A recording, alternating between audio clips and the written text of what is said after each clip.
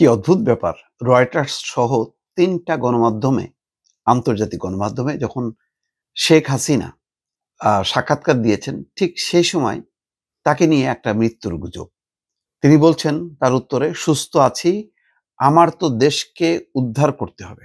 সুস্থ আছি ঠিক আছে এইটুক, কিন্তু পরের কথাটা শুনে একটু খটকা লাগলো। আসলে কি মিন করলেন?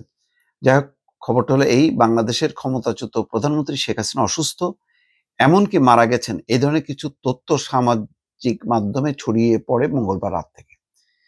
অনেককে ফটোকার্ড শেয়ার করতে দেখা যায়, তবে আওয়ামী লীগের পক্ষ থেকে এই জাতীয় তথ্য অসত্য এবং পরিকল্পিত গুজব বলে বর্ণনা করা হয়েছে। বরং যখন এসব গুজব ছড়িয়েছে, তখন শেখ হাসিনা দলীয় নেতা কর্মীদের উদ্দেশ্যে বক্তব্য দিয়েছেন বলে নেতারা দাবি করেছেন। ঘটনার সূত্রপাত হয় মঙ্গলবার রাতে, যখন সামাজিক মাধ্যমে একটি ছবি ছড়িয়ে দাবি করা হয় দিল্লির সামরিক হাসপাতালে বাংলাদেশ থেকে ক্ষমতাচ্যুত প্রধানমন্ত্রী শেখ হাসিনা মারা গেছেন।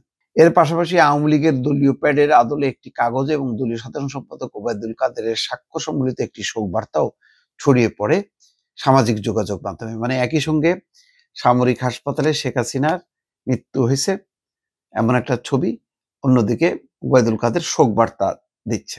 মানে দুইটা মিললে মনে হবে যেন সত্য।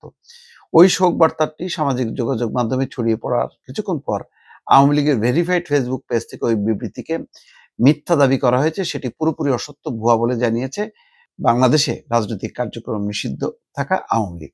শেখ হাসিনা অসুস্থতা এবং মৃত্যু নিয়ে এটা গুজব ছড়ানো হচ্ছে। আফম বাউদ্দিন আসিফ বলছেন, শেখ হাসিনার মৃত্যু বা অসুস্থতা নিয়ে যে ধরনের তথ্য ছড়ানো হচ্ছে সেটি গুজব। এটি করা হচ্ছে পরিকল্পিতভাবে দলীয় নেতাকর্মীদের মনোবল ভাঙার জন্য। মঙ্গলবার গভীর রাতে আওয়ামী লীগের ভেরিফাইড ফেসবুক পেজ থেকে শেখ হাসিনার একটি অডিও বক্তব্য শেয়ার দেওয়া হয়। শেখ হাসিনা সেখানে বলছেন যে, "আমার নামে একটা মিথ্যা অপপ্রচার চালাচ্ছে, আমি অসুস্থ হতে যাব কেন? আমি সুস্থ আছি, আমাকে তো দেশকে উদ্ধার করতে হবে।" আর ভাব চাই, এই দেশ আর উদ্ধার করতে যায় না। যে উদ্ধারের যে কার্যক্রম, তার ফাঁদে কিন্তু আপনি নিজেই ধরা পড়ছেন। কিভাবে ধরা পড়ছেন? আজকে আপনি বলতেছেন অন্তর্ভুক্তিমূলক নির্বাচন, আওয়ামী লীগকে নির্বাচনে বাদ দিলে দেশে বিভেদ বাড়বে, বিভক্তি বাড়বে। তো ১৫টা বছর তাহলে ওই বিভক্তিটা হইছে। তাহলে সেটা কেন করলেন? কেন অন্তর্ভুক্তিমূলক নির্বাচনটা করলেন না? এর দায় কার? এর দায়ও কি ওই দলগুলোর? নাকি জনগণের? কার? তো নিজে যেটা করেননি আবার সেইটা আপনি চাচ্ছেন কেন? তো সুতরাং এই পর্বটা শেষ। শেখ হাসিনার পর্বটা শেষ। এখন এটা নিয়ে আর ভাবার দরকার নেই। এখন ভাবার দরকার শেখ হাসিনার উপলব্ধি করবেন কিনা যে একটা বড় ভুল হইছে। আইন শৃঙ্খলা বাহিনীর উপর দায় চাপাইলে হবে না। উনার নির্দেশে আইন শৃঙ্খলা বাহিনীর ঊর্ধ্বতন কর্মকর্তারা নির্দেশ দিছে যে গুলি করো। এবং এই যে গণহত্যা হইছে, এই এত প্রায় ১,৫০০ মানুষের প্রাণ গেল, এর দায় শেখ হাসিনাকে নিতে হবে। এটা অনুশোচনা করতে হবে, ক্ষমা চাইতে হবে, কিন্তু কোনোটাই তিনি করবেন না। তিনি আবার অন্তর্ভুক্তিমূলক নির্বাচনও চাচ্ছেন।